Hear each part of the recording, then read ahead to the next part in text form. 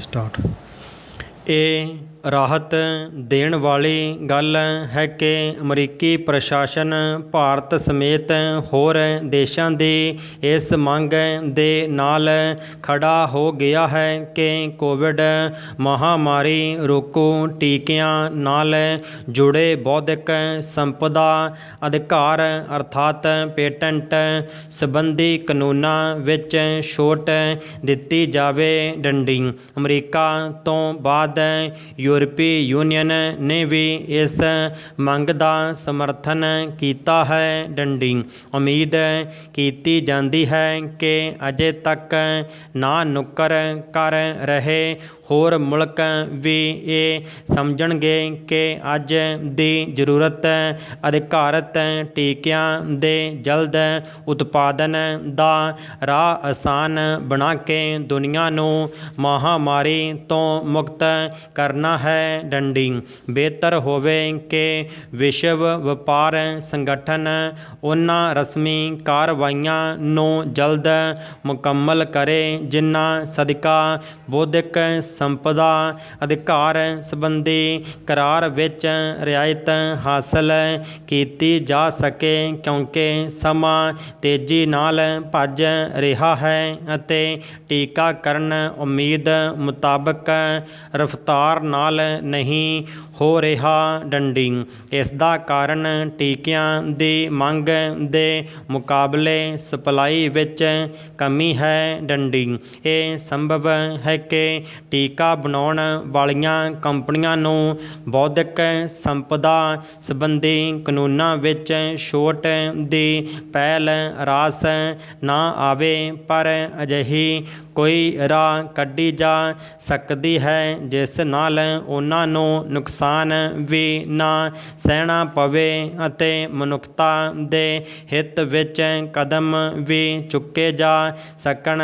ਡੰਡੀ ਇਹ ਸਹੀ ਹੈ ਕਿ ਟੀਕਿਆਂ ਦਾ ਨਿਰਮਾਣ ਡੂੰਘੀ ਖੋਜ ਅਤੇ ਪਰਖ ਤੋਂ ਬਾਅਦ ਹੀ ਹੁੰਦਾ ਹੈ ਅਤੇ ਇਸ ਵਿੱਚ ਚੰਗਾ ਖਾਸਾ ਪੈਸਾ ਲੱਗਦਾ ਹੈ ਪਰ ਇਹ ਵੀ ਧਿਆਨ ਰਹੇ ਕਿ ਕੋਵਿਡ ਮਹਾਮਾਰੀ ਦੇ ਪ੍ਰਕੋਪ ਨੇ ਦੁਨੀਆ ਦੇ ਅੱਗੇ ਹੰਗਾਮੀ ਹਾਲਾਤ ਖੜ੍ਹੇ ਕਰ ਦਿੱਤੇ ਹਨ।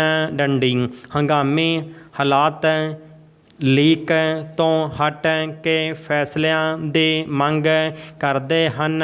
ਡੰਡੀ ਕਿਉਂਕਿ ਅੱਜ ਅਜਿਹਾ ਹੀ ਵਕਤ ਹੈ ਇਸ ਲਈ ਟੀਕਾ ਬਣਾਉਣ ਵਾਲੀਆਂ ਕੰਪਨੀਆਂ ਨੂੰ ਇਸ 'ਤੇ ਨਹੀਂ ਅੜਨਾ ਚਾਹੀਦਾ ਕਿ ਉਹਨਾਂ ਦੇ ਬੌਧਿਕ ਸੰਪਦਾ ਸੰਬੰਧੀ ਅਧਿਕਾਰ ਸੁਰੱਖਿਅਤ ਰਹਿਣ।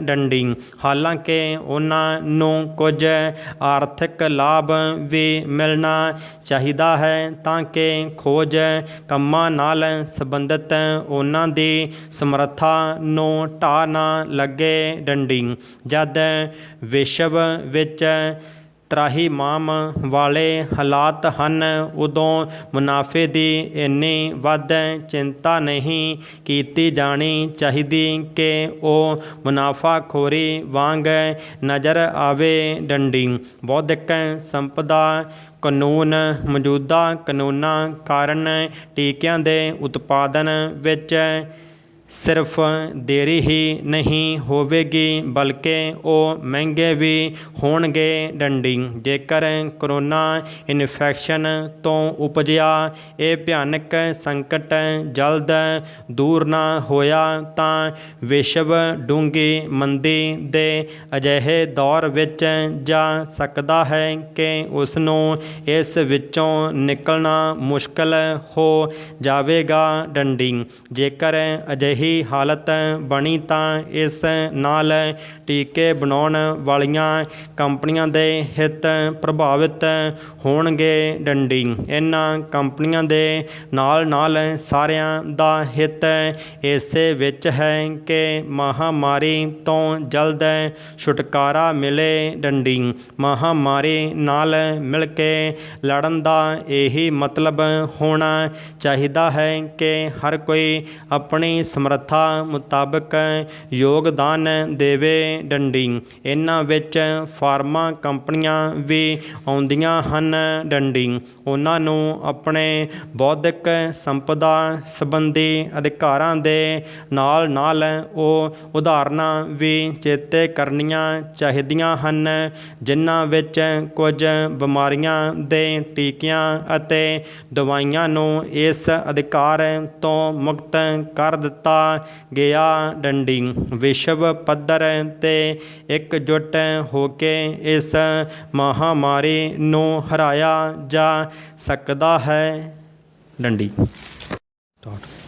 ਕੋਵਿਡ-19 ਮਹਾਂਮਾਰੀ ਦਾ ਪ੍ਰਕੋਪ ਸਾਰਾ ਸੰਸਾਰ ਹੰਢਾ ਰਿਹਾ ਹੈ ਡੰਡੀ। ਇਹ ਜਿੱਥੇ ਜਾਨੀ ਨੁਕਸਾਨ ਕਰ ਰਹੀ ਹੈ, ਉੱਥੇ ਹੀ ਇਸ ਨੇ ਅਰਥਚਾਰੇ ਨੂੰ ਵੀ ਝੰਜੋੜ ਕੇ ਰੱਖ ਦਿੱਤਾ ਹੈ ਡੰਡੀ। ਇਸ ਵਿੱਚ ਕੋਈ ਸ਼ੱਕ ਨਹੀਂ ਕਿ ਕੋਵਿਡ ਕਾਰਨ ਕੁਝ ਕਾਰੋਬਾਰਾਂ ਵਿੱਚ ਬਹਾਰਾਂ ਆ ਗਈਆਂ ਹਨ, ਪਰ ਜ਼ਿਆਦਾਤਰ ਕਾਰੋਬਾਰ ਆਪਣੇ ਪੈਰਾਂ 'ਤੇ ਖੜ੍ਹੇ ਹੋਣ ਲਈ ਜੂਝ ਰਹੇ ਹਨ ਡੰਡੀ। ਪੰਜਾਬ ਦੇ ਅਰਥਚਾਰੇ ਵਿੱਚ ਸੈਰ ਸਪਾਟਾ ਉਦਯੋਗ ਦਾ ਖਾਸ ਮਹੱਤਵ ਹੈ, ਕਿਉਂਕਿ ਸੂਬੇ ਦੇ ਪਿੰਡਾਂ 'ਚ ਕਾਫੀ ਸਾਰੇ ਪਰਿਵਾਰਾਂ ਦੇ member Canada, America, Australia, New Zealand ਜਾਂ ਹੋਰ ਵਿਕਸਿਤ ਦੇਸ਼ਾਂ ਦੇ ਵਸਨੀਕ ਹਨ ਡੰਡੀ।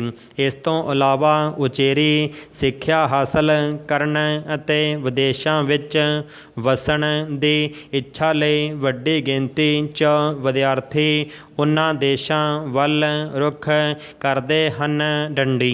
ਇਹ ਮੰਨਿਆ ਜਾਂਦਾ ਹੈ ਕਿ ਪੰਜਾਬ ਜਿੱਥੇ ਘੁੰਮਣ ਫਿਰਨ ਦੇ ਬਹੁਤ ਸ਼ੌਕੀਨ ਹੁੰਦੇ ਹਨ, ਉੱਥੇ ਹੀ ਉਦਯੋਗਿਕ ਪੱਖੋਂ ਵੀ ਬਾਹਰਲੇ ਮੁਲਕਾਂ ਵਿੱਚ ਤੋਰਾ ਫੇਰਾ ਬਣਿਆ ਰਹਿੰਦਾ ਹੈ। ਪਰ ਕੋਵਿਡ ਮਹਾਂਮਾਰੀ ਦੇ ਪ੍ਰਕੋਪ ਨੇ ਪਿਛਲੇ ਸਾਲ ਸਾਰੀ ਦੁਨੀਆ ਦੀ ਰਫ਼ਤਾਰ ਨੂੰ ਰੋਕ ਕੇ ਰੱਖ ਦਿੱਤਾ ਸੀ ਡੰਡੀ। ਬੀਤੇ ਸਾਲ ਦੇ ਅੰਤਲੇ ਕੁਝ ਮਹੀਨਿਆਂ ਤੇ 2021 ਦੀ ਸ਼ੁਰੂਆਤ ਵਿੱਚ ਇੰਜ ਜ਼ਰੂਰ ਲੱਗਾ ਸੀ ਕਿ ਜੀਵਨ ਸ਼ੈਲੀ ਮੁੜ ਲੀਹ 'ਤੇ ਪਰਤਣ ਲੱਗੀ ਹੈ, ਪਰ ਇਹ ਉਮੀਦ ਬਹੁਤੀ ਦੇਰ ਕਾਇਮ ਨਾ ਰਹਿ ਸਕੀ, ਕਿਉਂਕਿ ਮਾਰਚ 'ਚ ਕੋਵਿਡ ਦੀ ਚੱਲੀ ਦੂਜੀ ਲਹਿਰ ਨੇ ਆਮ ਲੋਕਾਂ ਵਿੱਚ ਸਹਿਮ ਵਧਾ ਦਿੱਤਾ ਡੰਡੀ। ਕੋਵਿਡ ਦੀ ਦੂਜੀ ਲਹਿਰ ਨੇ ਸਰਕਾਰਾਂ ਤੇ ਪ੍ਰਸ਼ਾਸਨ ਨੂੰ ਨਵੀਆਂ ਹਦਾਇਤਾਂ ਜਾਰੀ ਕਰਨ ਲਈ ਮਜਬੂਰ ਕਰ ਦਿੱਤਾ ਹੈ, ਜਿਸ ਕਾਰਨ ਸੁਸਤ ਚਾਲੇ ਚੱਲ ਰਹੇ ਕਾਰੋਬਾਰਾਂ ਨੂੰ ਜਿਵੇਂ ਬ੍ਰੇਕਾਂ ਹੀ ਲਾ ਦਿੱਤੀਆਂ ਹੋਣ ਡੰਡੀ।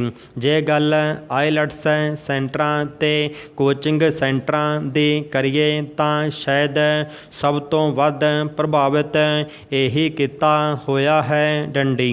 ਕੈਨੇਡਾ ਸਮੇਤ ਹੋਰ ਮੁਲਕਾਂ 'ਚ ਵਿਦਿਆਰਥੀਆਂ ਦੇ ਜਾਣ ਦੀ ਰਫ਼ਤਾਰ 'ਚ ਕਮੀ ਆਉਣ ਕਾਰਨ ਆਈਲੈਟਸ ਸੈਂਟਰਾਂ 'ਚ ਅੰਗਰੇਜ਼ੀ ਸਿੱਖਣ ਲਈ ਆਉਣ ਵਾਲੇ ਵਿਦਿਆਰਥੀਆਂ ਦੀ ਗਿਣਤੀ ਘਟੀ ਹੈ ਡੰਡੀ। ਬਹੁਤੇ ਆਈਲੈਟਸ ਸੈਂਟਰਾਂ ਵੱਲੋਂ ਸਮੇਂ ਦੀ ਮੰਗ ਮੁਤਾਬਕ ਆਨਲਾਈਨ ਪ੍ਰਣਾਲੀ ਦੀ ਸ਼ੁਰੂਆਤ ਕਰਕੇ ਮਰ ਰਹੇ ਕਿੱਤੇ 'ਚ ਜਾਨ ਫੂਕਣ ਦੀ ਕੋਸ਼ਿਸ਼ ਕੀਤੀ ਜਾ ਰਹੀ ਹੈ, ਪਰ ਇਸ ਦੇ ਬਹੁਤੇ ਹਾਂ ਪੱਖੀ ਨਤੀਜੇ ਨਿਕਲਦੇ ਨਜ਼ਰ ਨਹੀਂ ਆ ਰਹੇ ਡੰਡੀ। ਸੈਰ ਸਪਾਟਾ ਉਦਯੋਗ 'ਤੇ ਤਾਂ ਵਿਸ਼ਵ ਵਿਆਪੀ ਪੱਧਰ 'ਤੇ ਹੀ ਮੰਦੀ ਦੇ ਬੱਦਲ ਮੰਡਰਾ ਰਹੇ ਹਨ ਡੰਡੀ। ਸੈਲਾਨੀ ਇਹਨਾਂ ਦਿਨਾਂ 'ਚ ਹੀ ਦੇਸ਼ ਜਾਂ ਵਿਦੇਸ਼ 'ਚ ਛੁੱਟੀਆਂ ਬਤੀਤ ਕਰਨ ਦੀ ਯੋਜਨਾ ਬਣਾ ਲੈਂਦੇ ਸਨ, ਪਰ ਕੋਵਿਡ ਨੇ ਕੇਵਲ ਉਹਨਾਂ ਦੀਆਂ ਆਸਾਂ 'ਤੇ ਹੀ ਪਾਣੀ ਨਹੀਂ ਫੇਰਿਆ, ਬਲਕਿ ਸੈਰ ਸਪਾਟਾ ਨਾਲ ਜੁੜੇ ਅਨੇਕਾਂ ਕਾਮਿਆਂ ਦੀ ਰੋਟੀ ਰੋਜੀ 'ਤੇ ਵੀ ਸੰਕਟ ਲਿਆ ਦਿੱਤਾ ਹੈ ਡੰਡੀ। ਫਿਲਮਾਂ ਦੇ ਗੀਤ ਸੰਗੀਤ ਨਾਲ ਜੁੜੇ ਲੋਕਾਂ 'ਤੇ ਕੋਵਿਡ ਦੀ ਮਾਰ ਪੈ ਰਹੀ ਹੈ ਡੰਡੀ। ਇੱਥੇ ਅਜਿਹੇ ਹੋਰ ਅਨੇਕਾਂ ਕਿੱਤੇ ਹਨ ਜਿਨ੍ਹਾਂ ਨਾਲ ਜੁੜੇ ਲੋਕਾਂ ਨੂੰ ਭਵਿੱਖ ਧੁੰਦਲਾ ਨਜ਼ਰ ਆ ਰਿਹਾ ਡੰਡੀ। ਦੂਜਾ ਵੱਡਾ ਅਧਿਕਾਰ ਸੁਤੰਤਰਤਾ ਦਾ ਹੈ ਡੰਡੀ। ਇਸ ਵਿੱਚ ਆਪਣੇ ਵਿਚਾਰਾਂ ਨੂੰ ਪ੍ਰਗਟ ਕਰਨ, ਨਵੇਂ ਸੰਗਠਨ ਬਣਾਉਣ, ਮੇਲ ਜੋਲ, ਆਵਾਜਾਈ, ਵਸਣ ਅਤੇ ਘਰ ਬਣਾਉਣ ਦੀ ਖੁੱਲ੍ਹ, ਸੰਪੱਤੀ ਇਕੱਤਰ ਕਰਨ ਅਤੇ ਉਪਜੀਵਕਾ ਕਮਾਉਣ ਲਈ ਕੋਈ ਵਿਹਾਰ ਕਰਨ ਆਦਿ ਦੀ ਸੁਤੰਤਰਤਾ ਸ਼ਾਮਲ ਹੈ ਡੰਡੀ। ਇਸ ਅਧਿਕਾਰ ਦੀ ਵਰਤੋਂ ਕਈ ਵਾਰ ਅਯੋਗ ਵੀ ਹੁੰਦੀ ਹੈ, ਜਿਵੇਂ ਕਿ ਸਮਾਚਾਰ ਪੱਤਰਾਂ ਵਾਲੇ ਜਾਂ ਭਾਸ਼ਣ ਦੇਣ ਵਾਲੇ ਸਰਕਾਰ ਵਿਰੁੱਧ ਜਾਂ ਦੂਜੇ ਕਿਸੇ ਸੰਗਠਨ ਵਿਰੁੱਧ ਅਜਿਹੇ ਭੜਕਾਊ ਸ਼ਬਦ ਵਰਤਦੇ ਹਨ ਜਿਨ੍ਹਾਂ ਨਾਲ ਦੇਸ਼ ਦੀ ਸ਼ਾਂਤੀ ਭੰਗ ਹੁੰਦੀ ਹੈ ਡੰਡੀ। ਸੋ ਅਜਿਹੀਆਂ ਘਟਨਾਵਾਂ ਨੂੰ ਰੋਕਣ ਲਈ ਕੁਝ ਨਵੀਆਂ ਸੋਧਾਂ ਅਤੇ ਅਨੁਸੂਚੀਆਂ ਬਣਾਈਆਂ ਗਈਆਂ ਹਨ ਡੰਡੀ। ਇਸ ਸੁਤੰਤਰਤਾ ਦਾ ਫਲ ਹੈ ਕਿ ਸਾਡੇ ਦੇਸ਼ ਵਿੱਚ ਸਰਕਾਰ ਵਿਰੁੱਧ ਯੋਗ ਆਲੋਚਨਾ ਹੋ ਸਕਦੀ ਹੈ ਅਤੇ ਅਜਿਹੇ ਸੰਗਠਨ ਵੀ ਬਣਦੇ ਹਨ ਜੋ ਸਰਕਾਰੀ ਨੀਤੀ ਜਾਂ ਕਾਂਗਰਸ ਬਹੁ ਸੰਮਤੀ ਦੇ ਵਿਰੁੱਧ ਆਪਣੀ ਨੀਤੀ ਰੱਖਦੇ ਤੇ ਪ੍ਰਚਾਰ ਕਰਦੇ ਹਨ ਡੰਡੀ।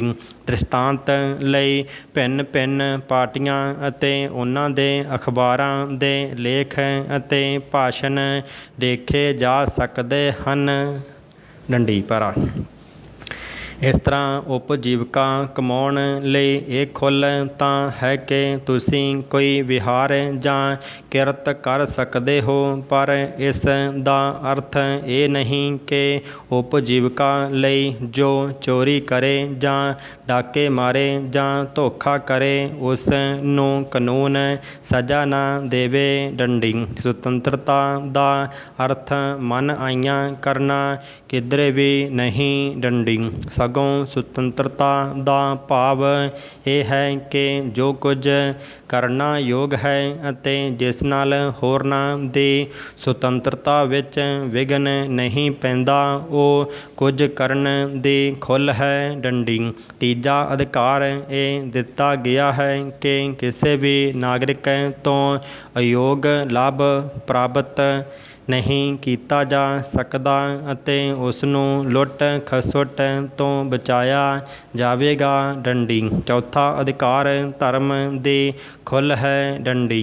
ਇਸ ਦਾ ਭਾਵ ਇਹ ਹੈ ਕਿ ਹਰ ਮਨੁੱਖ ਆਪਣੇ ਢੰਗ ਨਾਲ ਆਪਣੇ ਈਸ਼ਵਰ ਨੂੰ ਪੂਜ ਸਕਦਾ ਹੈ ਡੰਡੀ। ਕਿਸੇ ਧਰਮ ਨੂੰ ਰਾਜ ਧਰਮ ਹੋਣ ਦਾ ਅਧਿਕਾਰ ਨਹੀਂ ਹੋਵੇਗਾ ਅਤੇ ਨਾ ਹੀ ਕੋਈ ਧਰਮ ਰਾਜ ਵਿਰੋਧੀ ਸਮਝਿਆ ਜਾਵੇਗਾ ਡੰਡੀ।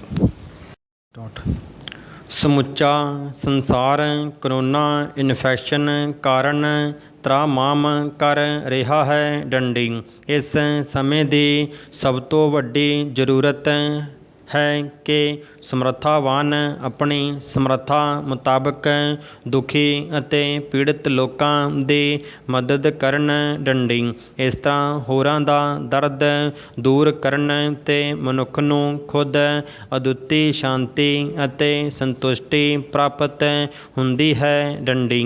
ਮਨੁੱਖੀ ਸਭਿਅਤਾ ਦੇ ਆਰੰਭ ਤੋਂ ਹੀ ਸੰਸਾਰਕ ਕੰਮਾਂ ਕਾਰਾਂ ਦੇ ਕੁਝ ਨਿਯਮ ਅਤੇ ਰਵਾਇਤਾਂ ਤੈਅ ਕੀਤੀਆਂ ਗਈਆਂ ਤਾਂ ਕਿ ਉਹਨਾਂ ਸਦਕਾ ਸਾਰੇ ਪ੍ਰਾਣੀ ਜਗਤ ਦਾ ਕਲਿਆਣ ਹੋ ਸਕੇ ਡੰਡੀ। ਇਸ ਕਲਿਆਣ ਵਿੱਚ ਰੂਹਾਨੀ ਸੰਤੁਸ਼ਟੀ ਲਈ ਈਸ਼ਵਰੀ ਚੇਤਨਾ ਦਾ ਵਿਕਾਸ ਕਰਨ ਦੀ ਵੀ ਵਿਵਸਥਾ ਹੈ ਡੰਡੀ।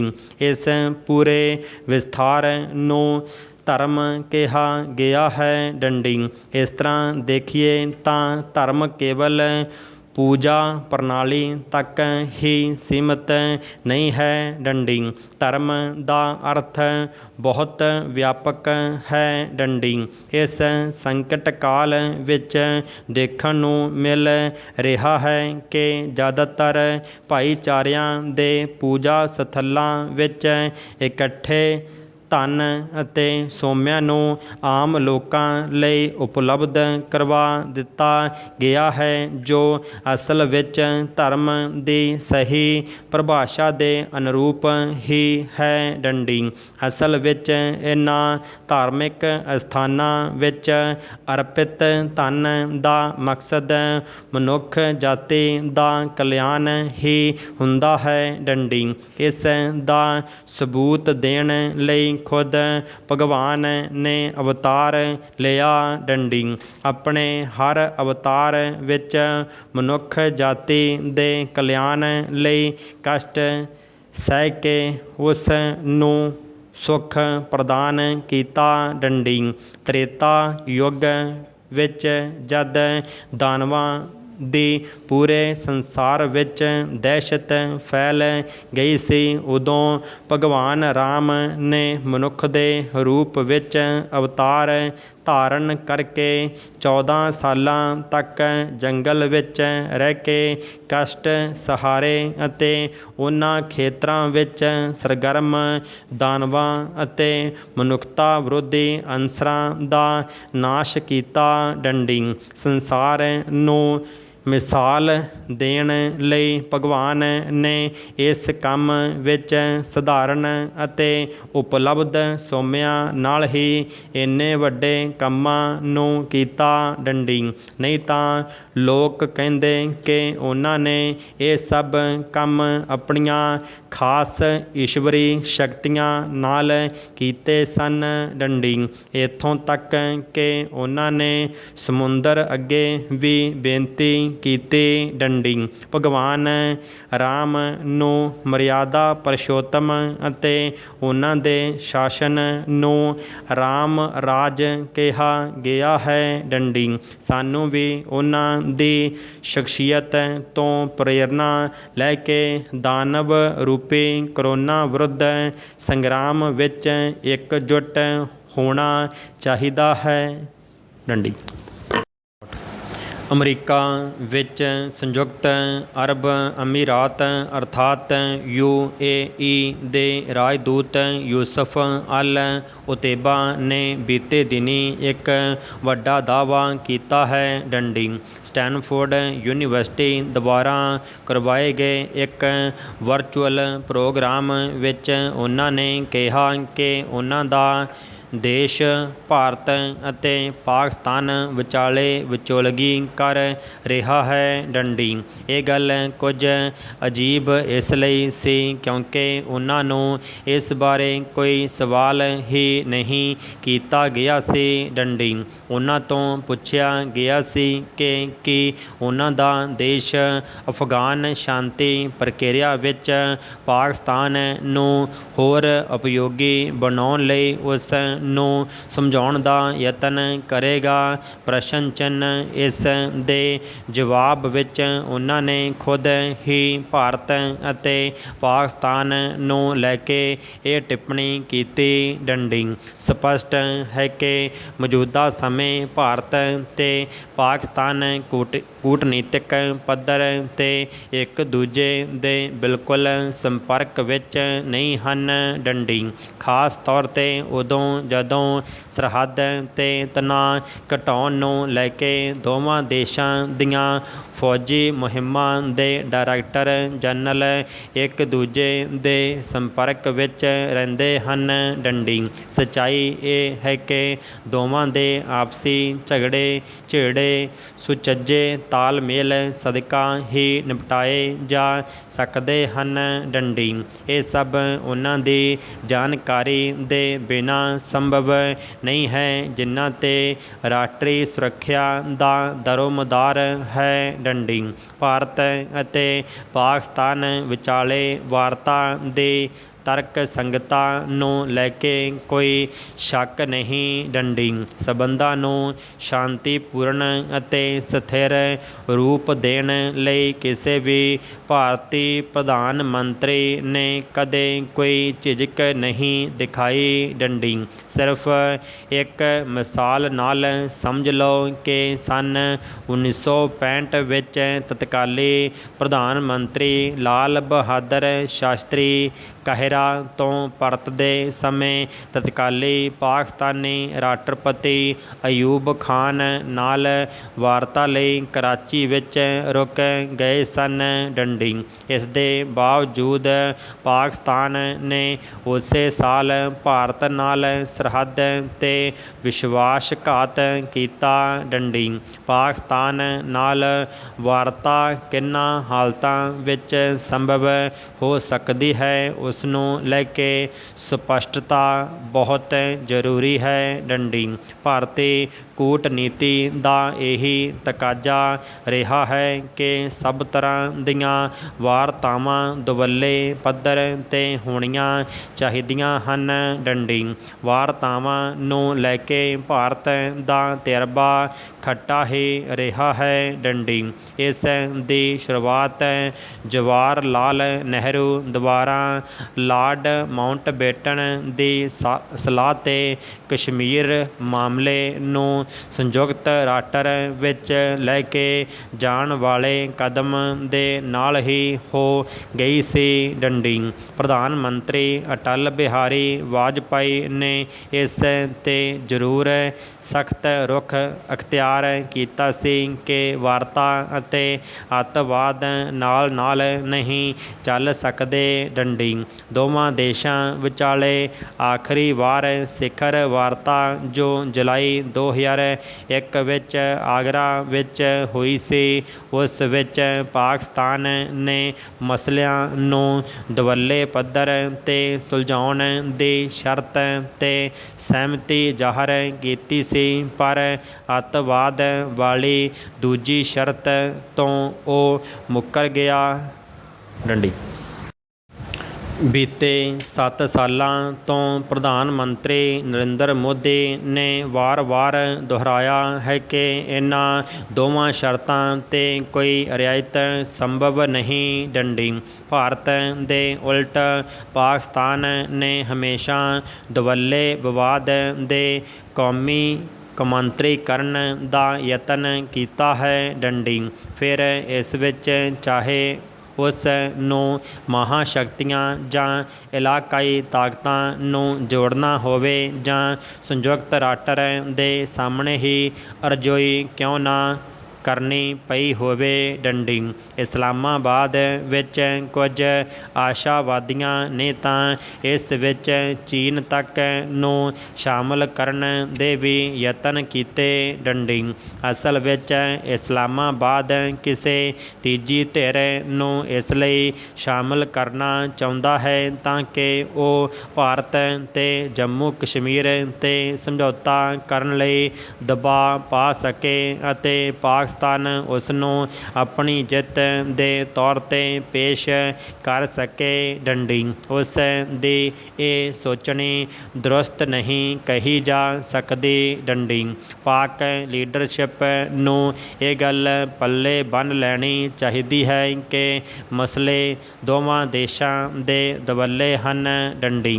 ਉਹਨਾਂ ਨੂੰ ਹੱਲ ਵੀ ਦੋਵਾਂ ਮੁਲਕਾਂ ਨੇ ਹੀ ਕਰਨਾ ਹੈ ਡੰਡੀ। ਇਸ ਲਈ ਦੋਵਾਂ ਵਿੱਚ ਤੀਜੀ ਧਿਰ ਦਾ ਕੀ ਕੰਮ ਪ੍ਰਸ਼ਨ ਚਿੰਨ੍ਹ ਡੰਡੀ। ਭਾਰਤ ਨਾਲ ਵਾਰਤਾ ਨੂੰ ਲੈ ਕੇ ਪਾਕਿਸਤਾਨੀ ਨੀਤੀ ਨੂੰ ਇੱਕ ਵਾਕ ਵਿੱਚ ਇਸ ਤਰ੍ਹਾਂ ਸਮੇਟਿਆ ਜਾ ਸਕਦਾ ਹੈ ਕਿ ਫਰਜ਼ ਕਰੋ ਕਿ ਕੋਈ ਇੱਕ ਪੈਰ ਬ੍ਰੇਕ 'ਤੇ ਮਜ਼ਬੂਤੀ ਨਾਲ ਟਿਕਾ ਕੇ ਹੀ ਅੱਗੇ ਵਧ ਰਿਹਾ ਹੋਵੇ ਡੰਡੀ।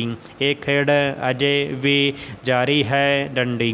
ਪਾਕਿਸਤਾਨੀ ਪ੍ਰਧਾਨ ਮੰਤਰੀ ਇਮਰਾਨ ਖਾਨ ਅਤੇ ਵਿਦੇਸ਼ ਮੰਤਰੀ ਸ਼ਾਹ ਮੁਹੰਮਦ ਕੁਰੈਸ਼ੀ ਦੋਵੇਂ ਇਹ ਕਹਿ ਚੁੱਕੇ ਹਨ ਕਿ ਭਾਰਤ ਦੇ ਨਾਲ ਉਦੋਂ ਤੱਕ ਵਾਰਤਾ ਸੰਭਵ ਨਹੀਂ ਜਦ ਤੱਕ ਉਹ ਜੰਮੂ ਜੰਮੂ ਕਸ਼ਮੀਰ ਵਿੱਚ ਧਾਰਾ 370 ਨੂੰ ਬਹਾਲ ਨਹੀਂ ਕਰਦਾ। ਡੰਡੀ। ਜਿੱਥੇ ਤੱਕ UAE ਦੀ ਗੱਲ ਹੈ ਤਾਂ ਉਹ ਭਾਰਤ ਦਾ ਬਹੁਤ ਪੱਕਾ ਮਿੱਤਰ ਹੈ। ਡੰਡੀ। ਇਹ ਦੋਸਤਾਨਾ ਇੱਕ ਨਿਰਵਿਵਾਦ ਤੱਥ ਹੈ, ਪਰ ਮਿੱਤਰਤਾ ਦਾ ਅਰਥ ਇਹ ਨਹੀਂ ਕਿ ਉਸ ਵਿੱਚ ਸਿਧਾਂਤਾਂ ਦੀ ਬਲੀ ਦੇ ਦਿੱਤੀ ਜਾਵੇ। ਡੰਡੀ। ਇੱਕ ਵਾਰ ਦੁਵੱਲੇਪਨ ਦੇ ਸਿਧਾਂਤ ਨਾਲ ਸਮਝੌਤਾ ਕੀਤਾ ਗਿਆ ਤਾਂ ਭਾਰਤ ਦੇ ਮਿੱਤਰ ਦੇਸ਼ਾਂ ਦੀ ਸੂਚੀ 'ਚੋਂ ਤੀਜੇ ਦੇਸ਼ ਦਾ ਨਾਂ ਕਦੇ ਵੀ ਉਛਾਲਿਆ ਜਾ ਸਕਦਾ ਹੈ। ਡੰਡੀ। ਕੀ ਅਸੀਂ ਕੱਲ੍ਹ ਇਸ 'ਤੇ ਬਹਿਸ ਕਰਾਂਗੇ ਕਿ ਅਮਰੀਕਾ ਭਾਰਤ ਦਾ ਭਰੋਸੇਮੰਦ ਮਿੱਤਰ ਨਹੀਂ ਹੈ? ਪ੍ਰਸ਼ਨ ਚਿੰਨ੍ਹ।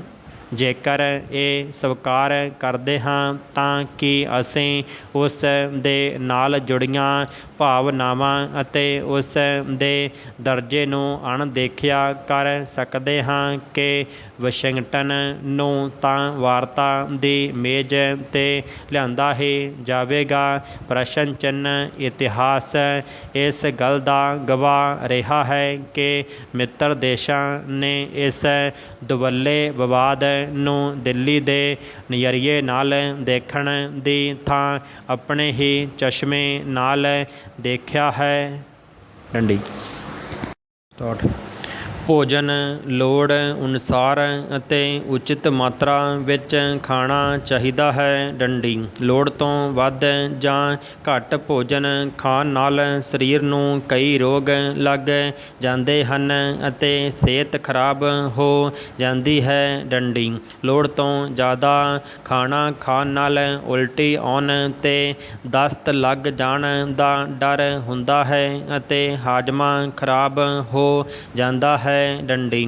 ਪੇਟ ਹਰ ਸਮੇਂ ਢੋਲਕੀ ਵਾਂਗ ਕੱਸਿਆ ਰਹਿੰਦਾ ਹੈ ਅਤੇ ਇਸ ਵਿੱਚ ਗੈਸ ਭਰਨ ਲੱਗ ਜਾਂਦੀ ਹੈ ਕਿ ਜਿਹੜੀ ਕਈ ਹੋਰ ਬਿਮਾਰੀਆਂ ਦਾ ਕਾਰਨ ਬਣਦੀ ਹੈ। ਡੰਡੀ। ਜ਼ਿਆਦਾ ਅੰਨ ਖਾਣ ਵਾਲਾ ਵਿਅਕਤੀ ਸ਼ੱਕਰ ਰੋਗ ਦੀ ਬਿਮਾਰੀ ਦਾ ਰੋਗੀ ਬਣ ਜਾਂਦਾ ਹੈ। ਡੰਡੀ। ਉਸ ਦੇ ਸਰੀਰ ਉੱਤੇ ਚਰਬੀ ਚੜ੍ਹ ਜਾਂਦੀ ਹੈ ਅਤੇ ਉਸ ਦਾ ਸਰੀਰ ਮੋਟਾ ਹੋ ਕੇ ਢਿੱਲਾ, ਸੁਸਤ ਤੇ ਨਕਾਰਾ ਹੋ ਜਾਂਦਾ ਹੈ। ਡੰਡੀ। ਉਸ ਦੇ ਪੱਠਿਆਂ ਤੋਂ ਇੰਨਾ ਭਾਰ ਚੁੱਕਿਆ ਨਹੀਂ ਜਾਂਦਾ ਅਤੇ ਉਸ ਨੂੰ ਥੋੜ੍ਹਾ ਜਿਹਾ ਕੰਮ ਕਰਨ 'ਤੇ ਸਾਹ ਚੜ੍ਹ ਜਾਂਦਾ ਹੈ। ਡੰਡੀ। ਮੋਟੇ ਸਰੀਰ ਨੂੰ ਰੋਗ ਵੀ ਕੁੱਦ ਕੇ ਪੈਂਦੇ ਹਨ ਅਤੇ ਇਹਨਾਂ ਰੋਗਾਂ ਦੇ ਕਾਰਨ ਉਸ ਨੂੰ ਆਪਣੀ ਉਮਰ ਭੋਗਣੀ ਵੀ ਔਖੀ ਹੋ ਜਾਂਦੀ ਹੈ। ਡੰਡੀ। ਇਸੇ ਤਰ੍ਹਾਂ ਹੀ ਜੇਕਰ ਭੋਜਨ ਲੋੜ ਤੋਂ ਥੋੜ੍ਹਾ ਖਾਧਾ ਜਾਏ ਤਾਂ ਪੂਰਨ ਵਾਧਾ ਅਤੇ ਵਿਕਾਸ ਨਹੀਂ ਹੁੰਦਾ। ਡੰਡੀ।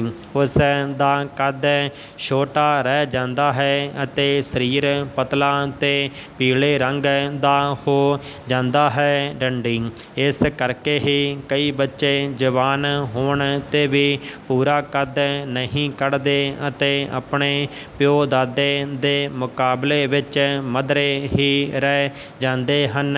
ਡੰਡੀ। ਇਸ ਤਰ੍ਹਾਂ ਲੋੜ ਤੋਂ ਘੱਟ ਭੋਜਨ ਖਾਣ ਨਾਲ ਲਹੂ ਵਿੱਚ ਕਮੀ, ਪੱਠਿਆਂ ਵਿੱਚ ਕਮਜ਼ੋਰੀ, ਦਿਲ ਤੇ ਫੇਫੜਿਆਂ ਦੀ ਨਾਤਾਕਤੀ, ਚਿਹਰੇ 'ਤੇ ਬੇਰੌਣਕੀ, ਅੱਖਾਂ ਵਿੱਚ ਨੂੰ ਵੜੀਆਂ ਹੋਈਆਂ ਅਤੇ ਰੋਗਾਂ ਨੂੰ ਰੋਕਣ ਦੀ ਸ਼ਕਤੀ ਬਹੁਤ ਘੱਟ ਜਾਂਦੀ ਹੈ। ਡੰਡੀ। ਭਾਰਤ ਦੇ ਬਹੁਤ ਸਾਰੇ ਲੋਕ ਗਰੀਬੀ ਤੇ ਜਨਸੰਖਿਆ ਦੇ ਬੇਹੱਦ ਵਾਧੇ ਕਾਰਨ ਅਪੂਰਨ ਭੋਜਨ ਮਿਲਣ ਕਰਕੇ ਬਹੁਤ ਸਾਰੀਆਂ ਸਰੀਰਕ ਅਤੇ ਮਾਨਸਿਕ ਬਿਮਾਰੀਆਂ ਦਾ ਸ਼ਿਕਾਰ ਹਨ। ਡੰਡੀ। ਇਸ ਲਈ ਲੋੜ ਅਨੁਸਾਰ ਸੰਤੁਲਿਤ ਭੋਜਨ ਮਿਲਣਾ ਸਮੇਂ ਦੀ ਮੰਗ ਹੈ। ਡੰਡੀ। ਭੋਜਨ ਵਿੱਚ ਦੈਨਿਕ ਲੋੜ ਅਨੁਸਾਰ ਦੱਸੀਆਂ ਕੈਲੋਰੀਆਂ ਦੀ ਮਾਤਰਾ ਨੂੰ ਹੀ ਕੇਵਲ ਮੁੱਖ ਨਹੀਂ ਰੱਖਿਆ ਜਾਣਾ ਚਾਹੀਦਾ। ਡੰਡੀ। ਇਸ ਵਿੱਚ ਭੋਜਨ ਦੇ ਸਾਰੇ ਤੱਤ ਲੋੜ ਅਨੁਸਾਰ ਉਚਿਤ ਮਾਤਰਾ ਵਿੱਚ ਮਿਲੇ ਹੋਣੇ ਚਾਹੀਦੇ ਹਨ ਡੰਡੀ। ਇਸ ਵਿੱਚ ਸ਼ਕਤੀ ਤੇ ਗਰਮੀ ਦੇਣ ਵਾਲੇ ਪ੍ਰੋਟੀਨ, ਲਹੂ ਨੂੰ ਲਾਲ ਕਰਨ ਵਾਲੇ, ਹੱਡੀਆਂ ਤੇ ਦੰਦਾਂ ਨੂੰ ਬਣਾਉਣ ਵਾਲੇ ਅਤੇ ਸਰੀਰ ਨੂੰ ਰੋਗਾਂ ਤੋਂ ਰੱਖਿਆ ਕਰਨ ਵਾਲੇ ਖਣਿਜ ਪਦਾਰਥ ਤੇ ਵਿਟਾਮਿਨ ਅਤੇ ਗਰਮੀ ਤੋਂ ਬਚਾਉਣ ਵਾਲਾ ਤੇ ਲਹੂ ਨੂੰ ਚਲਾਉਣ ਵਾਲਾ ਪਾਣੀ ਵੀ ਹੋਣਾ ਜ਼ਰੂਰੀ ਹੈ ਡੰਡੀ। ਉਂਝ ਅਸੀਂ ਕੈਲੋਰੀਆਂ ਦੀ ਗਿਣਤੀ ਨੂੰ ਤਾਂ ਕੇਵਲ ਕਾਰਬੋਜ਼ ਜਾਂ ਚਰਬੀ ਦੀ ਵਰਤੋਂ ਨਾਲ ਹੀ ਪੂਰਾ ਕਰ ਸਕਦੇ ਹਾਂ, ਪਰ ਦੂਜੇ ਤੱਤਾਂ ਦੀ ਘਾਟ ਨਾਲ ਕਈ ਪ੍ਰਕਾਰ ਦੇ ਰੋਗ ਵੀ ਲੱਗ ਜਾਂਦੇ ਹਨ, ਜਿਨ੍ਹਾਂ ਕਾਰਨ ਜਿਉਣਾ ਅਸੰਭਵ ਹੋ ਜਾਂਦਾ ਹੈ ਡੰਡੀ। ਇਸ ਲਈ ਭੋਜਨ ਦੇ ਇਹਨਾਂ ਲਾਜ਼ਮੀ ਤੱਤਾਂ ਵਿੱਚ ਸੰਤੁਲਨ ਰੱਖਣਾ ਬਹੁਤ ਜ਼ਰੂਰੀ ਹੈ ਅਤੇ ਇਹਨਾਂ ਤੱਤਾਂ ਦੇ ਉਚਿਤ ਸੰਤੁਲਨ ਕਰਕੇ ਇਸ ਨੂੰ ਸੰਤੁਲਿਤ ਭੋਜਨ ਕਹਿ ਦਿੱਤਾ ਜਾਂਦਾ ਹੈ ਡੰਡੀ। ਭੋਜਨ ਦੇਖਣ ਨੂੰ ਸੁੰਦਰ ਅਤੇ ਖਾਣ ਨੂੰ ਸਵਾਦੀ ਹੋਣਾ ਚਾਹੀਦਾ ਹੈ, ਕਿਉਂਕਿ ਸੁੰਦਰ ਭੋਜਨ ਨੂੰ ਦੇਖਦਿਆਂ ਹੀ ਖਾਣ ਨੂੰ ਜੀ ਕਰਦਾ ਹੈ ਅਤੇ ਉਹ ਛੇਤੀ ਵੀ ਪਚ ਜਾਂਦਾ ਹੈ ਡੰਡੀ। ਹੁਣ ਅਸੀਂ ਉਸ ਕਾਲਖੰਡ ਤੋਂ ਅੱਗੇ ਵੱਧ ਚੁੱਕੇ ਹਾਂ ਜਦ ਬਰਤਾਨੀਆ ਇਹ ਸੋਚਦਾ ਸੀ ਕਿ ਇਸ ਵਿੱਚ ਦਖਲ ਅੰਦਾਜ਼ੀ ਉਸ ਦਾ ਸੁਭਾਵਿਕ ਅਧਿਕਾਰ ਹੈ, ਜਾਂ ਫਿਰ ਉਸ ਦੌਰ ਤੋਂ ਵੀ ਅਗਾਂਹ ਨਿਕਲ ਚੁੱਕੇ ਹਾਂ ਜਦ ਅਮਰੀਕਾ ਆਪਣੇ ਦੱਖਣੀ ਏਸ਼ੀਆਈ ਸਮੀਕਰਨਾਂ ਦੇ ਅਨੁਕੂਲ ਕਿਸੇ ਕਿਸਮ ਦੇ ਸਮਝੌਤੇ ਬਾਰੇ ਦਬਾਅ ਵਧਾ ਰਿਹਾ ਹੈ ਡੰਡੀ। ਸਾਡੀ ਵਿਦੇਸ਼ ਨੀਤੀ ਉਹਨਾਂ ਗਲਿਆਰਿਆਂ ਵਿੱਚ ਵਾਪਸ ਨਹੀਂ ਪਰਤ ਸਕਦੀ ਜਿਨ੍ਹਾਂ ਨੂੰ ਉਹ ਕਾਫੀ ਪਿੱਛੇ ਛੱਡ ਚੁੱਕੀ ਹੈ ਡੰਡੀ। ਜੇਕਰ ਪਾਕਿਸਤਾਨ ਭਾਰਤ ਨਾਲ ਵਾਰਤਾ ਲਈ ਤਿਆਰ ਹੈ ਤਾਂ ਉਸ ਦੇ ਨੇਤਾਵਾਂ ਨੂੰ ਇੱਕ ਮਹਿਫੂਜ਼ ਟੈਲੀਫੋਨ ਚੁਣ ਕੇ ਦਿੱਲੀ ਵਿੱਚ ਇੱਕ ਫੋਨ ਲਗਾਉਣਾ ਹੋਵੇਗਾ ਡੰਡੀ। ਭਾਰਤ ਅਤੇ ਪਾਕਿਸਤਾਨ ਅਜਿਹੇ ਲੋਕਾਂ ਨੂੰ ਚੁਣ ਸਕਦੇ ਹਨ ਜੋ ਦੋਵਾਂ ਪ੍ਰਧਾਨ ਮੰਤਰੀਆਂ ਵਿਚਾਲੇ ਭਵਿੱਖੀ ਸੰਮੇਲਨ ਦੀ ਰੂਪਰੇਖਾ ਤਿਆਰ ਕਰ ਸਕਣ ਡੰਡੀ। ਜੇਕਰ ਉਹ ਅਜਿਹਾ ਕਰ ਸਕੇ ਤਾਂ ਯਕੀਨਨ ਦੋਵਾਂ ਮੁਲਕਾਂ ਵਿਚਾਲੇ ਲੰਬੇ ਸਮੇਂ ਤੋਂ ਝਗੜਿਆਂ ਦਾ ਕਾਰਨ ਬਣੇ ਸਭ ਮੁੱਦਿਆਂ 'ਤੇ ਆਮ ਸਹਿਮਤੀ ਬਣ ਜਾਵੇਗੀ ਡੰਡੀ। ਅਜਿਹਾ ਉਦੋਂ ਹੀ ਸੰਭਵ ਹੈ ਜਦ ਦੋਵਾਂ ਦੇਸ਼ਾਂ ਦੀ ਲੀਡਰਸ਼ਿਪ ਇਸ ਪ੍ਰਤੀ ਇੱਛਾ ਦਿਖਾਵੇ ਡੰਡੀ। ਹਕੀਕਤ ਇਹ ਵੀ ਹੈ ਕਿ ਜੇਕਰ ਦੋਵੇਂ ਮੁਲਕ ਆਪਣੇ ਵਿਵਾਦ ਗੱਲਬਾਤ ਨਾਲ ਨਿਬੇੜ ਲੈਂਦੇ ਹਨ ਤਾਂ ਇਸ ਨਾਲ ਜਿੱਥੇ ਦੋਵਾਂ ਮੁਲਕਾਂ ਦਾ ਭਲਾ ਹੋਵੇਗਾ ਉੱਥੇ ਹੀ ਇਸ ਖਿੱਤੇ ਵਿੱਚ ਅਮਨ ਅਮਾਨ ਕਾਇਮ ਹੋ ਜਾਵੇਗਾ ਡੰਡੀ। ਦੋਵਾਂ ਮੁਲਕਾਂ ਦੀ ਉੱਚ ਲੀਡਰਸ਼ਿਪ ਨੂੰ ਇਤਿਹਾਸ ਵਿੱਚ ਗਵਾਏ ਮੌਕਿਆਂ 'ਤੇ ਧਿਆਨ ਨਹੀਂ ਦੇਣਾ ਹੋਵੇਗਾ। ਜਦੋਂ ਕਿ ਇੰਦਰਾ ਗਾਂਧੀ ਨੇ 2 ਜੁਲਾਈ 1972 ਨੂੰ ਸ਼ਿਮਲਾ ਸਮਝੌਤੇ 'ਤੇ ਹਸਤਾਖਰ ਦੌਰਾਨ ਜ਼ੁਲਫਿਕਾਰ ਅਲੀ ਭੁੱਟੋ ਦੇ ਨਾਲ ਗਵਾ ਦਿੱਤਾ ਸੀ ਡੰਡੀ। ਉਸ ਪਲ ਕਸ਼ਮੀਰ ਵਿਵਾਦ ਨੂੰ ਹਮੇਸ਼ਾ ਲਈ ਸੁਲਝਾਇਆ ਜਾ ਸਕਦਾ ਸੀ, ਪਰ ਅਸੀਂ ਇੱਕ ਹਾਰੇ ਹੋਏ, ਪਸਤ ਅਤੇ ਹਤਾਸ਼ ਨਿਰਾਸ਼ ਹੋਏ ਪਾਕਿਸਤਾਨ ਨਾਲ ਸਿਰਫ ਜੰਮੂ ਕਸ਼ਮੀਰ ਵਿੱਚ ਕੰਟਰੋਲ ਰੇਖਾ ਦੇ ਸਨਮਾਨ ਦੀ ਵਚਨਬੱਧਤਾ ਹੀ ਲੈ ਸਕੀਏ, ਜਿਸ ਨੂੰ ਸਥਾਈ ਸ਼ਾਂਤੀ ਦੀ ਕੁੰਜੀ ਦੱਸਿਆ ਗਿਆ ਡੰਡੀ। ਦੇਖਿਆ ਜਾਵੇ ਤਾਂ ਭਾਰਤ ਨੇ ਆਪਣੇ ਰਵੱਈਏ ਵਿੱਚ ਭਵਿੱਖ ਦੀਆਂ ਵਾਰਤਾਵਾਂ ਲਈ ਕੁਝ ਲਚਕੀਲਾਪਨ ਛੱਡ ਦਿੱਤਾ ਡੰਡੀ। ਉਸ ਸਮਝੌਤੇ ਮੁਤਾਬਕ ਦੋਵੇਂ ਦੇਸ਼ ਇਸ 'ਤੇ ਸਹਿਮਤ ਹੋਏ ਕਿ ਉਹਨਾਂ ਵਿਚਾਲੇ ਮਤਭੇਦ ਦਵੱਲੀ ਵਾਰਤਾ ਜ਼ਰੀਏ ਸ਼ਾਂਤੀਪੂਰਨ ਤਰੀਕੇ ਨਾਲ ਜਾਂ ਪਰਸਪਰ ਸਹਿਮਤੀ ਨਾਲ ਪ੍ਰਵਾਨਯੋਗ ਕਿਸੇ ਹੋਰ ਸ਼ਾਂਤੀਪੂਰਨ ਤਰੀਕੇ ਨਾਲ ਹੀ ਸੁਲਝਾਏ ਜਾਣਗੇ। ਡੰਡੀ ਇਸ ਵਿੱਚ ਇੱਕ ਮਹੱਤਵਪੂਰਨ ਸ਼ਰਤ ਹੈ ਕਿ ਕਿਸੇ ਵੀ ਹੋਰ ਤਰੀਕੇ ਨਾਲ ਦਿੱਲੀ ਦੀ ਸਹਿਮਤੀ ਜ਼ਰੂਰ ਹੋਵੇਗੀ। ਡੰਡੀ ਸੰਭਵ ਹੈ ਕਿ ਓਤੇਬਾ ਆਪਣੇ ਮੇਜ਼ਬਾਨ ਅਮਰੀਕੀਆਂ ਵਿਚਾਲੇ ਇਸ ਖੇਤਰ ਵਿੱਚ UAE ਦੇ ਰੁਤਬੇ ਨੂੰ ਦਿਖਾਉਣ ਲਈ ਕੁਝ ਯਤਨ ਕਰ ਰਹੇ ਹੋਣ। ਡੰਡੀ ਅਜਿਹੇ ਉਪਰਾਲਿਆਂ ਨੂੰ ਸੁਰਖੀਆਂ ਵਿੱਚ ਜਗ੍ਹਾ ਨਹੀਂ ਮਿਲਣੀ ਚਾਹੀਦੀ। ਡੰਡੀ ਆਮ ਕਰਕੇ ਪਸ਼ੂਆਂ ਦੇ ਨਿਵਾਸ ਸਥਾਨ ਵਿਗਿਆਨਕ ਨਿਯਮਾਂ ਦੇ ਵਿਰੁੱਧ ਬਣਾਏ ਜਾਂਦੇ ਹਨ।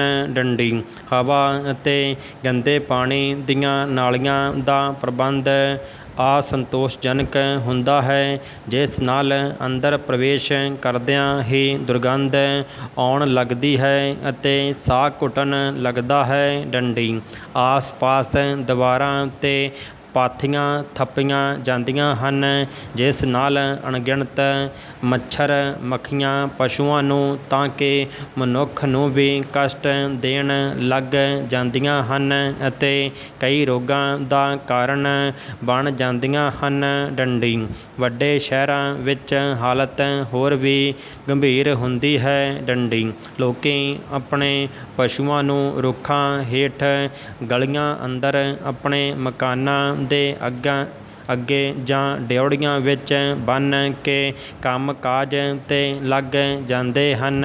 ਡੰਡੀ ਅਜਿਹੀ ਦੁਰ-ਅਵਸਥਾ ਦਾ ਅਸਰ ਪਸ਼ੂ ਅਤੇ ਉਸਦੇ ਮਾਲਕ 'ਤੇ ਵੀ ਪੈਂਦਾ ਹੈ। ਡੰਡੀ ਇਹੋ ਜਿਹੇ ਪਸ਼ੂਆਂ ਦੇ ਬੱਚੇ ਨਿਰਬਲ ਅਤੇ ਅਯੋਗ ਹੁੰਦੇ ਹਨ ਅਤੇ ਇਹਨਾਂ ਦੇ ਦੁੱਧ ਵਿੱਚ ਗੰਦਗੀ ਦੇ ਭਿੰਨ-ਭਿੰਨ ਕਿਸਮ ਦੇ ਕੀਟਾਣੂ ਪੈ ਜਾਂਦੇ ਹਨ।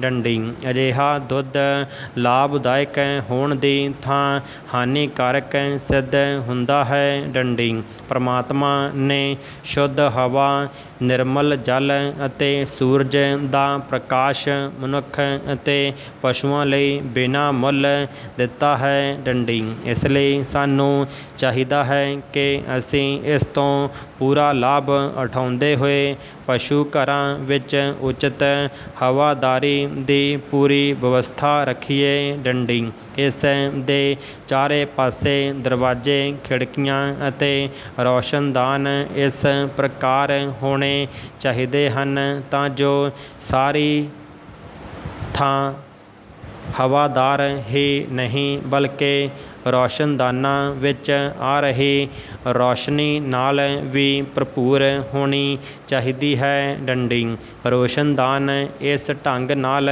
ਲਾਏ ਜਾਣੇ ਚਾਹੀਦੇ ਹਨ ਕਿ ਸਾਰੀ ਥਾਂ 'ਤੇ ਰੌਸ਼ਨੀ ਬਰਾਬਰ ਅਤੇ ਗਰਮ ਹਵਾ ਪੂਰੇ ਚੱਕਰ ਨਾਲ ਉਹਨਾਂ ਵਿੱਚੋਂ ਬਾਹਰ ਨਿਕਲ ਜਾਵੇ। ਡੰਡੀ ਹਵਾ ਦੇ ਚੱਕਰ ਦਾ ਸਿਧਾਂਤ ਕੇਵਲ ਇਹ ਹੈ ਕਿ ਠੰਡੀ ਹਵਾ ਭਾਰੀ ਹੋਣ ਕਾਰਨ ਬਾਹਰ ਤੋਂ ਖਿੜਕੀਆਂ ਰਾਹੀਂ ਪਸ਼ੂ ਘਰ ਵਿੱਚ ਪ੍ਰਵੇਸ਼ ਕਰਦੀ ਹੈ ਅਤੇ ਗਰਮ ਹਵਾ ਹਲਕੀ ਹੋਣ ਕਾਰਨ ਰੌਸ਼ਨਦਾਨ ਵਿੱਚੋਂ ਬਾਹਰ ਨਿਕਲ ਜਾਂਦੀ ਹੈ। ਡੰਡੀ ਇਸ ਪ੍ਰਕਾਰ ਤਾਜ਼ੀ ਆਕਸੀਜਨ, ਤਾਜ਼ੀ ਹਵਾ ਦੇ ਨਾਲ ਪਸ਼ੂ ਘਰ ਵਿੱਚ ਆਉਂਦੀ ਰਹਿੰਦੀ ਹੈ ਅਤੇ ਇਸ ਥਾਂ ਤੋਂ ਕਾਰਬਨ ਡਾਈਆਕਸਾਈਡ ਜਾਂ ਹੋਰ ਗੰਧਕੀ ਗੈਸਾਂ ਗੰਦੀ ਹਵਾ ਦੇ ਰੂਪ ਵਿੱਚ ਬਾਹਰ ਨਿਕਲਦੀਆਂ ਰਹਿੰਦੀਆਂ ਹਨ। ਡੰਡੀ ਗਰਮੀਆਂ ਵਿੱਚ ਹਵਾ ਦੀ ਆਵਾਜਾਈ ਸ਼ੈੱਡ ਵਿੱਚੋਂ ਗਰਮੀ ਅਤੇ ਸਲਾਬ ਨੂੰ ਦੂਰ ਕਰਦੀ ਹੈ, ਜਿਸ ਕਾਰਨ ਇਹ ਸਾਰੀ ਜਗ੍ਹਾ ਠੰਡੀ ਰਹਿੰਦੀ ਹੈ। ਡੰਡੀ ਇਸ ਲਈ ਹਵਾ ਦੀ ਆਵਾਜਾਈ ਬਹੁਤ ਜ਼ਰੂਰੀ ਹੈ। ਡੰਡੀ ਤਾਜ਼ੀ ਹਵਾ ਸ਼ੈੱਡ ਦੇ ਇੱਕ ਪਾਸੇ ਤੋਂ ਸਿੱਧੀ ਦਾਖਲ ਹੁੰਦੀ ਹੈ ਅਤੇ ਗੰਦਗੀ ਤੇ ਕਾਰਬਨ ਡਾਈਆਕਸਾਈਡ ਯੁਕਤ ਗੰਦੀ ਹਵਾ ਨੂੰ ਦੂਜੇ ਪਾਸੇ ਤੋਂ ਕੱਢ ਦਿੰਦੀ ਹੈ ਡੰਡੀ। ਰੌਸ਼ਨਦਾਨ ਛੱਤ ਦੇ ਨਾਲ ਨਾਲ ਰੁਕੀ ਹਵਾ ਨੂੰ ਖਿੱਚ ਲੈਂਦੇ ਹਨ ਡੰਡੀ। ਸਰਦੀਆਂ ਵਿੱਚ ਤੇਜ਼ ਹਵਾ ਸਿੱਧੀ ਨਹੀਂ ਪੈਣੀ ਚਾਹੀਦੀ, ਪਰੰਤੂ ਸ਼ੈੱਡ ਵਿੱਚ ਦਾਖਲ ਜ਼ਰੂਰ ਹੁੰਦੀ ਰਹਿਣੀ ਚਾਹੀਦੀ ਹੈ ਡੰਡੀ। ਖਿੜਕੀਆਂ 'ਤੇ ਪਰਦੇ ਲਾ ਦੇਣੇ ਵੀ ਜ਼ਰੂਰੀ ਹਨ ਡੰਡੀ। ਇੱਥੇ ਇਹ ਵੀ ਜਾਣਕਾਰੀ ਹਿੱਤ ਲਿਖਿਆ ਜਾਂਦਾ ਹੈ ਕਿ ਜਿੰਨਾ ਆਪਸੀ ਫਰਕ ਅੰਦਰ ਅਤੇ ਬਾਹਰ ਦੇ ਤਾਪਮਾਨ ਦਾ ਹੋਵੇਗਾ, ਓਨਾ ਜ਼ਿਆਦਾ ਹਵਾ ਦੀ ਆਪਸੀ ਤਬਦੀਲੀ ਹੋਵੇਗੀ ਡੰਡੀ। ਅਜਿਹੀ ਹਾਲਤ ਵਿੱਚ ਸ਼ੈੱਡ ਦੇ ਅੰਦਰ ਦੀ ਨਮੀ ਬਾਹਰੋਂ ਆਈ ਘੱਟ ਨਮੀ ਵਾਲੀ ਹਵਾ ਵਿੱਚ ਮਿਲ ਜਾਂਦੀ ਹੈ ਡੰਡੀ। ਸਿੱਟੇ ਵਜੋਂ ਇਹ ਹਵਾ ਗਰਮ ਹੋਣ 'ਤੇ ਬਾਹਰ ਨਿਕਲਣ ਲੱਗਿਆਂ ਨਮੀ ਨੂੰ ਵੀ ਆਪਣੇ ਨਾਲ ਲੈ ਜਾਂਦੀ ਹੈ, ਜਿਸ ਦੇ ਫਲਸਰੂਪ ਸ਼ੈੱਡ ਖੁਸ਼ਕ ਹੁੰਦਾ ਰਹਿੰਦਾ ਹੈ ਡੰਡੀ।